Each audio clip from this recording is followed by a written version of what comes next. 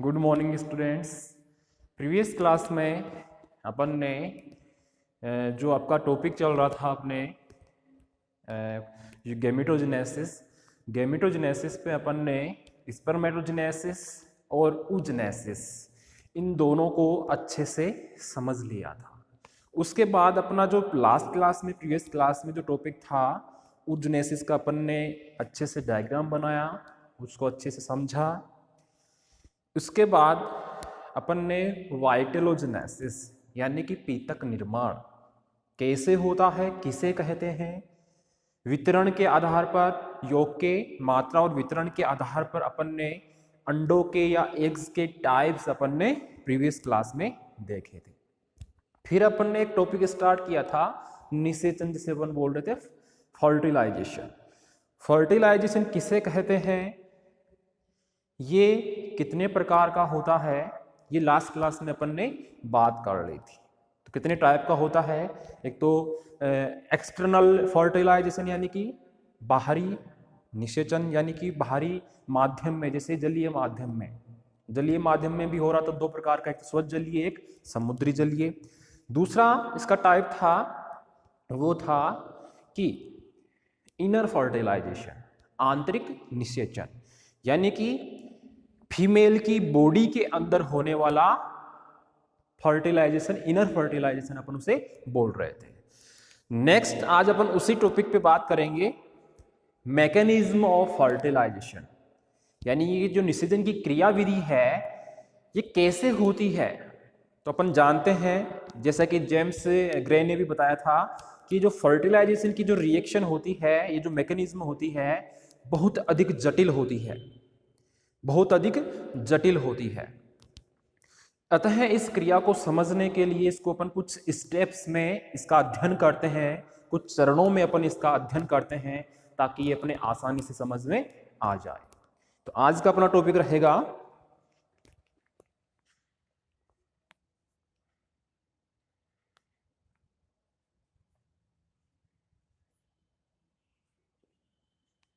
निषेचन की क्रियाविधि, जिसे अपन बोलेंगे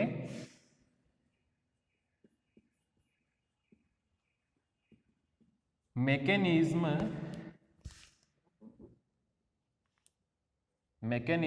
ऑफ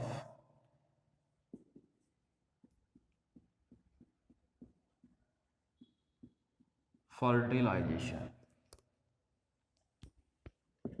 तो कुछ स्टेप्स में अपन इसको डिवाइड कर रहे हैं। स्टेप्स, फर्स्ट स्टेप है स्पर्म का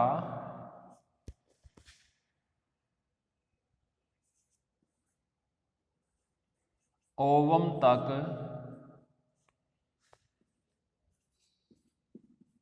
पहुंचना। स्पर्म का ओवम तक पहुंचना, फर्स्ट तो ये है। अब ये है क्या, इसको अपन ध्यान से समझ लेते हैं, साथ के साथ स्टेप भी चलती जाएगी अपने। तो अपन ये जानते हैं कि मेल गैमीट्स या नर युग्मक मोल्टाइल होते हैं। मोल्टाइल का मतलब गतिशील होते हैं, जैसा कि अपन ने स्पर्मेटोजेनेसिस में पढ़ा था। ऐसे ही फीमेल गैमीट्स या मादा युग्मक नॉन मोटाइल होते हैं, अर्थात अगतिशील होते हैं।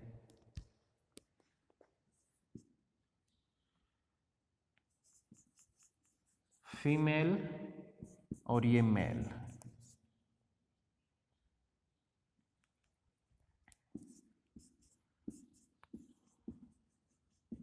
गैमीट्स ये होंगे नॉन मोटाइल और ये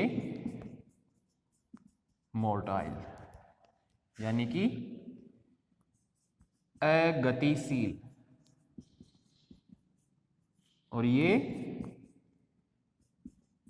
गतिशील। जैसा कि अपन ने पहले की क्लासों में वह पहले वाले टॉपिक में समझा था। ठीक है, ये नर ये मादा। इसके साथ ही क्या होता है कि जो ह्यूमंस है, ह्यूमन में मेल में तो स्पर्म नामक गैमीट बनता है और फीमेल में ओवम नामक गैमीट बनता है।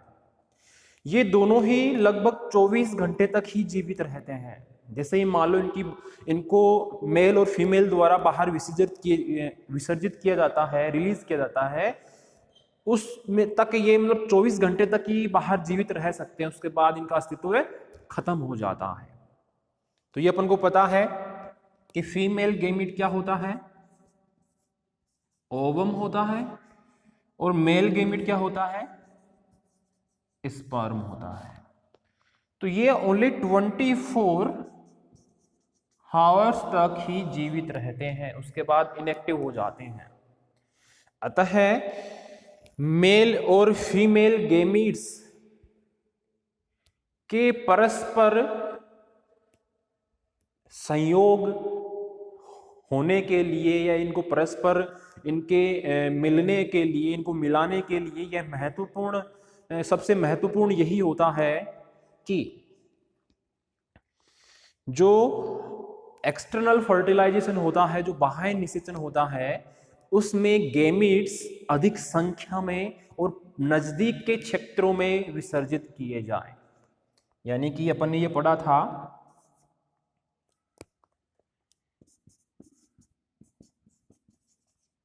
एक्सटर्नल फर्टिलाइजेशन और दूसरा था इंटरनल फर्टिलाइजेशन। तो एक्सटर्नल और इंटरनल फर्टिलाइजेशन में दोनों में ही, अच्छा एक्सटर्नल फर्टिलाइजेशन की बात कर रहा हूं मैं, तो इसमें क्या होता है कि जो गैमीट्स होते हैं मेल और फीमेल दोनों, वो अपन को पता है कि इसमें फर्टिलाइजेशन कहां होता है, एनिमल्स की बॉडी से बाहर, बाहर माध्यम में, पानी में जैसे। तो ऐसे फर्टिलाइजेशन के लिए महत्वपूर्ण क्या होगा कि जो गैमीट्स हैं मेल और फीमेल, वो बाहर अधिक संख्या में विसर्जित किए जाते हैं और नजदीक के क्षेत्रों में विसर्जित किए जाते हैं, ताकि जल्दी से जल्दी इनके बीच में फर्टिलाइजेशन की क्रिया हो जाए। ऐसे ही इंटरनल फर्टिलाइजेशन या आंतरिक निषेचन में मेल के कोपुलेटरी ऑर्गन्स द्वारा, मेल के कोपुलेटरी या कोपुलेशन, इसे बोलते हैं मैथुन अंग, मैथुन अंग ऑर्गन, इनके द्वारा फीमेल के रिप्रोडक्टिव डक्ट में, रिप्रोडक्टिव डक्ट में, रिप्रोडक्टिव डक्ट का मतलब है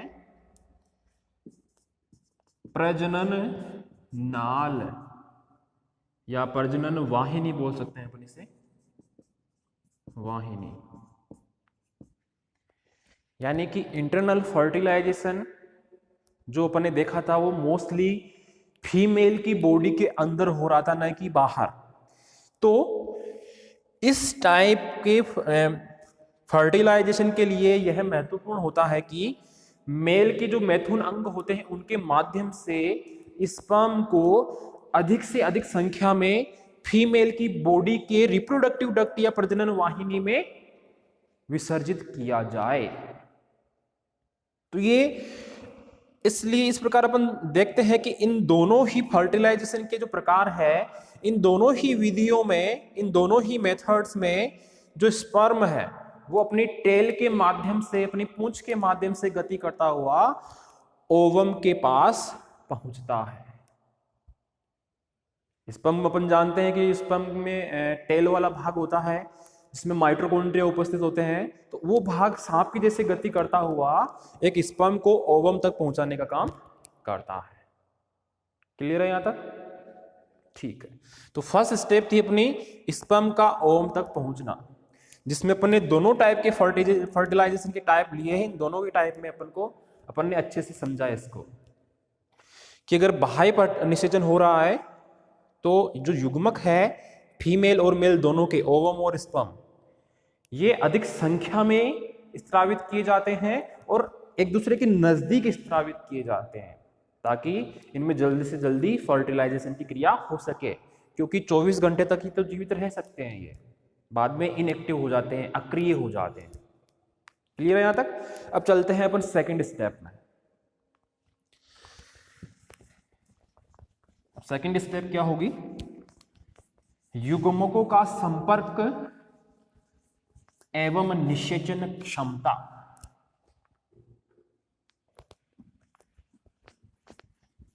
युग्मकों का संपर्क एवं निषेचन क्षमता।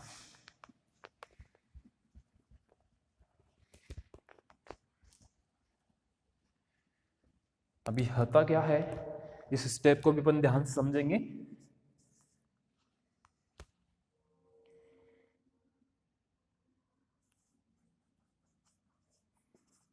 गैमीट्स का संपर्क एवं निषेचन क्षमता, जिसे बोलते हैं अपन फर्टिलाइजेशन कैपेसिटी। फर्टिलाइजेशन कैपेसिटी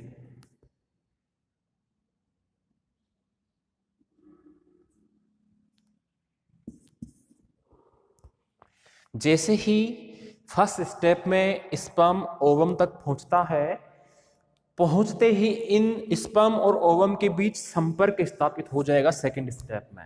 यानी ये एक दूसरे से, जैसे ये था ओवम, ठीक है, ये आ गया इसके पास स्पर्म, ये लो संपर्क हो गया दोनों का। यह जो संपर्क होता है ओवम और स्पर्म का, यह केवल जाति विशेष के ओवम और स्पर्म के बीच में ही होता है। अर्थात एक स्पेशल या जाति विशिष्ट का स्पर्म उसी स्पीसीज के या उसी जाति के ओवम को निषेचित या फर्टिलाइज्ड कर सकता है। यहां पे मैं कह रहा हूं कि एक जाति विशेष का, जैसे अपन इंसानों की जाति है तो इंसानों में नर का या मेल का स्पर्म उसी इंसानों की जाति की फीमेल यानी मादा के ओवम को फर्टिलाइज्ड कर सकता है। ऐसा नहीं है कि नर का, ह्यूमन में नर का जो स्पर्म है वो एनिमल्स के ओवम को फर्टिलाइज कर दे, नहीं। एक जाति विशेष का स्पर्म ही उसी जाति के ओवम, फीमेल के ओवम को निषेचित कर सकता है या फर्टिलाइज्ड कर सकता है। इसे ही निषेचन क्षमता या फर्टिलाइजेशन कैपेसिटी कहते हैं। इसे क्या कहते हैं? फर्टिलाइजेशन कैपेसिटी या निषेचन क्षमता। ये कई बार पूछा गया है आपके 1 नंबर क्वेश्चन में, ध्यान रखना।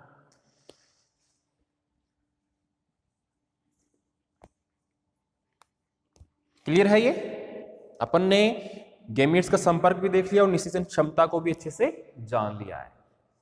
थर्ड स्टेप में चलते हैं अपन।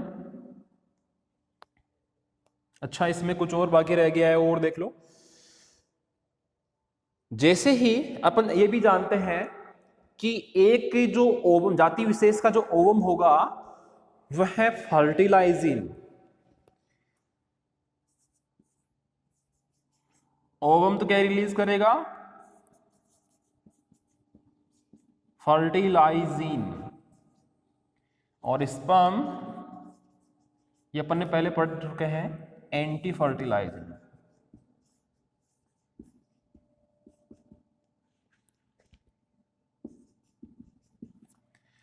अपन ने ये पहले पढ़ा था कि ओवम की जो मेम्ब्रेन होती है उस पर फर्टिलाइजिन, जबकि स्पर्म पर एंटी फर्टिलाइजिन नामक कुछ समूह पाए जाते हैं, कुछ केमिकल्स पाए जाते हैं। तो यहां पे मैं कह रहा हूं कि एक जाति विशेष का ओवम तो फर्टिलाइजिन और स्पर्म एंटी फर्टिलाइजिन नामक केमिकल सिक्रीट करते हैं, स्त्रावित करते हैं। ये दोनों क्या है? केमिकल मॉलिक्यूल्स, केमिकल स्त्रावित किए जाते हैं। यहां पर ये जो फर्टिलाइजिन है ओवम के ऊपर या ओवम के पास, यह स्पर्म के एंटी फर्टिलाइजिन के लिए ग्राही स्थल या रिसेप्टर साइट के तरह काम करता है। ये फर्टिलाइजिन क्या करेगा? ग्राही स्थल, या जिसे बोलते हैं अपन रिसेप्टर साइट की तरह काम करता है। किसके लिए? एंटी फर्टिलाइजिन के लिए। एंटी फर्टिलाइजिन किसके पास है? स्पर्म के पास। तो ये देख लो, ये है ओवम, तो इस पे मान लो कि यहां पे था ये फर्टिलाइजिन, ये वाला रेड मार्क किया है मैंने फर्टिलाइजिन का। तो ये ग्राही स्थल का काम कर रहा है किसके लिए? स्पर्म के एंटी फर्टिलाइजिन के लिए। तो स्पर्म सीधा आकर यहीं पे इस ग्राही स्थल पे ही जुड़ेगा, दूसरी जगहों पे नहीं जुड़ेगा। ठीक है, जैसा कि मैंने प्रीवियस क्लास में भी आपको बताया था कि हमेशा फर्टिलाइजिन और एंटी फर्टिलाइजिन के बीच में ही रिएक्शन होती है, क्रिया होती है। यानी कि ओवम के ऊपर जो फर्टिलाइजिन होगा उस पर आकर ही स्पर्म जुड़ेगा और उस भाग से ही अंतर प्रवेश करेगा ओवम में। तो यहां पे अपन ने वो चीज वापस से क्लियर कर ली है। अपन ने जान लिया है कि ओवम फर्टिलाइजिन और स्पर्म एंटी फर्टिलाइजिन नामक केमिकल सिक्रीट या स्त्रावित करते हैं। और ये जो फर्टिलाइजिन है ओवम के ऊपर, यह एक ग्राही स्थल या रिसेप्टर साइट की तरह काम करता है, जो कि एक ग्राही स्थल के साथ साथ सवजातीय स्पर्म को फर्टिलाइजेशन कैपेसिटी भी प्रदान करता है। एक तो ये फर्टिलाइजिन जो है ग्राही स्थल का काम करेगा, इसके लिए एंटी फर्टिलाइजिन या स्पर्म के लिए। इसके साथ ही साथ यह ओवम सवजातीय जो स्पर्म होगा, खुद की जाति का जो स्पर्म होगा, उसको फर्टिलाइज करने की क्षमता भी प्रदान करेगा। ठीक है, अर्थात अपन बोल सकते हैं कि इन दोनों के बीच जो क्रिया हो रही है वो एंटीजन एंटीबॉडी के जैसे ही हो रही है। कैसे हो रही है? एंटीजन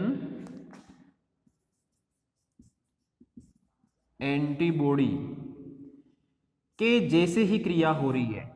जैसा कि अपन ने आपके ब्लड ग्रुप्स में पढ़ा था कि अपने ब्लड में एंटीबॉडी एंटीजन प्रेजेंट रहते हैं, तो वो दोनों आपस में क्रिया करके जब ब्लड ट्रांसपोर्ट होता है अलग ब्लड ग्रुप वालों का, तो ये एंटीजन एंटीबॉडी आपस में मिलकर गुच्छा बना लेती है, समूहन कर लेती है, ब्लड जम जाता है। तो वैसे ही जो एंटीजन एंटीबॉडी के मध्य क्रियाएं होती है, वैसे ही इन फर्टिलाइजन और एंटी फर्टिलाइजन की मध्य भी क्रिया होती है। तो यहाँ पे एग्जाम्पल लिया है कि इन दोनों के बीच क्रिया कैसी होती है, जैसे कि एंटीजन एंटीबॉडी के मध्य होती है, वैसे ही होती है। क्लियर है यहाँ तक? ठीक है। अब अपन देख पा रहे हैं कि इन दोनों के बीच में जो संबंध है एक प्रकार का, वो एक ताला और एक चाबी के समान होता है, लॉक एंड की। लॉक एंड की जैसा एक स्पेशल की एक स्पेशल लॉक के लिए बनी होती है, एक स्पेशल लॉक को खोल सकती है, वैसे ही ये जो फर्टिलाइजिन है इस पर एक स्पेशल टाइप का एंटी फर्टिलाइजिन आकर क्रिया करेगा या जुड़ेगा। तो ये ताला एवं चाबी के समान इनके बीच में आपस में संबंध होता है, फर्टिलाइजिन और एंटी फर्टिलाइजिन के बीच। एक जो फर्टिलाइजिन है ओवम का, इस पर अनेकों सक्रिय स्थल हो सकते हैं। इस फर्टिलाइजिन पर एक से अधिक सक्रिय स्थल हो सकते हैं, अर्थात इस फर्टिलाइजिन पर एक से अधिक स्पर्म आकर जुड़ सकते हैं। ऐसा नहीं है कि एक स्पर्म जुड़ेगा, एक से अधिक स्पर्म आकर इस फर्टिलाइजिन से यहां पर जुड़ सकते हैं।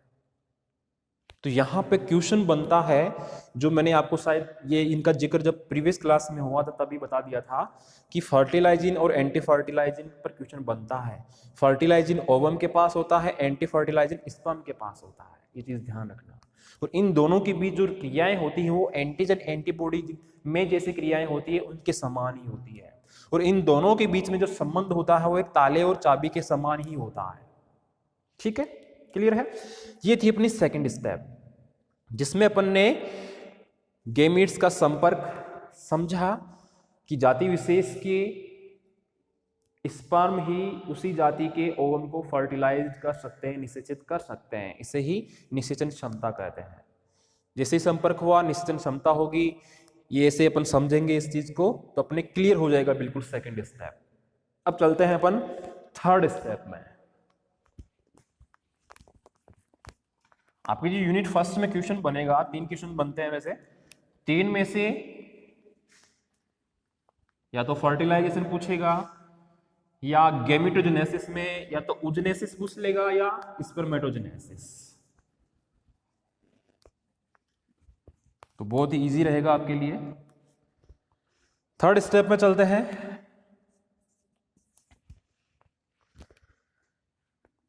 एक्रोसोम क्रिया, एक्रोसोम क्रिया एवं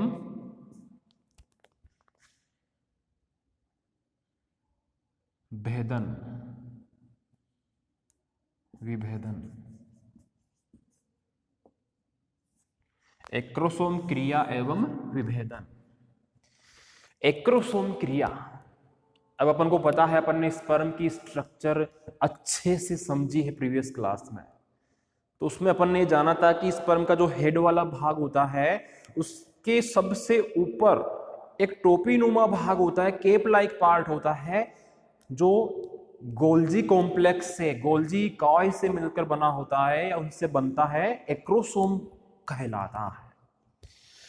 तो जैसे ही सेकंड स्टेप कंप्लीट होगी, थर्ड स्टेप स्टार्ट होगी, एक्रोसोम क्रिया।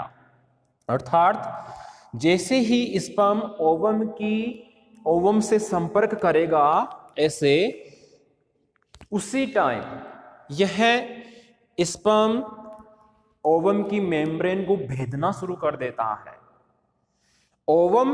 इस ओवम के पास प्राइमरी और सेकेंडरी, प्राथमिक और द्वितीयक मेम्ब्रेन्स होती है, जिनको यह स्पर्म भेदता हुआ इसकी मेम्ब्रेन, इसकी जो प्लाज्मा मेम्ब्रेन होती है ओवम की, उस तक पहुंच जाता है। अर्थात ये जो रिएक्शन हो रही है, एक्रोसोम क्रियाएं जो हो रही है, ये एक तरह की फिजिकल और केमिकल क्रियाएं होती है। फिजिकल एंड केमिकल, जो किसके माध्यम से हो रही है? एक्रोसोम की हेल्प से। अब एक्रोसोम में अपन को पता है कि बहुत सी शक्तिशाली लयनकारी एंजाइम्स पाए जाते हैं। स्ट्रॉन्ग लयनकारी एंजाइम्स, यानी हाइड्रोलाइटिक एंजाइम्स इतने शक्तिशाली होते हैं इस एक्रोसोम में, जो ये जो ओवम की मेम्ब्रेन्स होती है, चाहे प्राइमरी हो, चाहे सेकेंडरी हो, चाहे उसकी प्लाज्मा मेम्ब्रेन हो, इन सभी को यह घोलते हुए, लयन करते हुए, एक जो स्पर्म का जो हेड वाला पार्ट है वो ओवम के अंदर पहुंचना स्टार्ट कर देता है। इसमें हेल्प कौन कर रहा है? एक्रोसोम। एक्रोसोम की मेम्ब्रेन में बहुत सारे ये स्ट्रॉन्ग या शक्तिशाली लयनकारी एंजाइम्स होते हैं। क्लियर है? अच्छा, ये जो एक्रोसोम क्रियाएं कर रहा है, ये कैसी क्रियाएं हैं? फिजिकल, केमिकल रिलीज कर रहा है एंजाइम्स के रूप में, बात वही है। अच्छा, ये जो स्पर्म है यह ओवम के हर किसी भाग से प्रवेश नहीं कर सकता इसके अंदर। अर्थात कहने का मतलब यह है कि ओवम की जो मेम्ब्रेन्स है उनमें छोटे छोटे कई जगह पर छिद्र पाए जाते हैं। उन छिद्रों को माइक्रोपाइल के नाम से जानते हैं। माइक्रोपाइल क्या है ये? सूक्ष्म छिद्र। इन माइक्रोपाइल या सूक्ष्म छिद्रों से होकर ही ये स्पर्म ओवम के अंदर एंटर करता है। ये चीज भी अपन को ध्यान रखनी है, ठीक है। हाँ, वो फर्टिलाइजिंग एंटी फर्टिलाइजिंग वही चीज है। यानी कि अपन बोल सकते हैं कि ये जो फर्टिलाइजिंग वाला भाग ओवम में है वो एक तरह का माइक्रोपाइल ही है, सूक्ष्म छिद्र ही है, जो फर्टिलाइजिंग केमिकल रिलीज कर रहा है। उसी भाग से स्पर्म इस ओवम के अंदर प्रवेश करेगा, इसकी मेम्ब्रेन्स को भेदता हुआ एक्रोसोम के माध्यम से। क्लियर है? तो ये इस तरह से अपनी थर्ड स्टेप भी कंप्लीट है। समझ में आ गई होगी। अच्छा, अपने स्टेप अगर नाम पता है स्टेप का तो अपन आसानी से इसकी व्याख्या कर सकते हैं, सब कुछ उसी में आ जाता है। जैसे एक्रोसोम क्रिया, एक्रोसोम क्या क्रियाएं करता है, कहां पर प्रेजेंट होता है, तो अपन आसानी से इसमें लिख सकते हैं। विभेदन यानी भेदने का काम ये तो करता है ये, क्योंकि इसमें लैनकारी एंजाइम्स होते हैं। तो उतना हार्ड टॉपिक नहीं है, बहुत ही इजी स्टेप्स अपन ने बनाई है। थर्ड स्टेप के बाद फोर्थ स्टेप में चलते हैं।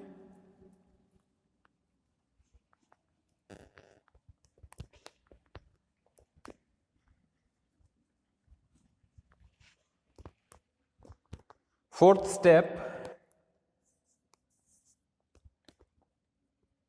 Activation of ovum. Activation of ovum यानी कि अंडाणु का सक्रियण, अंडाणु का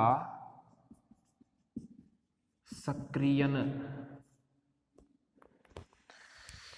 यानी कि क्या होगा, अंडाणु जो है, ओवम जो है वो सक्रिय होगा। वो कैसे सक्रिय होगा या सक्रिय होना किसे कहते हैं, जो कि अपन फोर्थ स्टेप में इसका स्टडी कर रहे हैं। तो ध्यान से सुनना। जैसे ही स्पर्म ओवम की मेम्ब्रेन से संपर्क करता है, उसी टाइम ओवम की प्लाज्मा मेम्ब्रेन और इधर से आइए स्पर्म की प्लाज्मा मेम्ब्रेन, इन दोनों मेम्ब्रेन्स आपस में ये मिलकर एक सहमोजेक मेम्ब्रेन का निर्माण करती है। किसका निर्माण करेगी? कौन कौन सी मेम्ब्रेन? एक तरफ तो है स्पर्म की मेम्ब्रेन और दूसरी तरफ है ओवम की मेम्ब्रेन। ये दोनों आपस में मिलकर एक सह मोजेक मेम्ब्रेन का निर्माण कर लेती है। यानी कि स्पर्म एक्रोसोम के माध्यम से इसकी प्राइमरी और सेकेंडरी मेम्ब्रेन्स को भेदता हुआ ओवम की प्लाज्मा मेम्ब्रेन तक पहुंच गया है। तो ओवम की प्लाज्मा मेम्ब्रेन और एक स्पर्म के हेड वाले भाग की प्लाज्मा मेम्ब्रेन, ये दोनों आपस में मिलकर एक सहमोजेक मेम्ब्रेन का निर्माण कर लेती है। अर्थात इन दोनों गैमीट्स की जो मेम्ब्रेन्स होती है ये आपस में मिलकर एक जाइगोट सेल की मेम्ब्रेन का निर्माण कर लेती है। अर्थात क्या बोलेंगे अपन?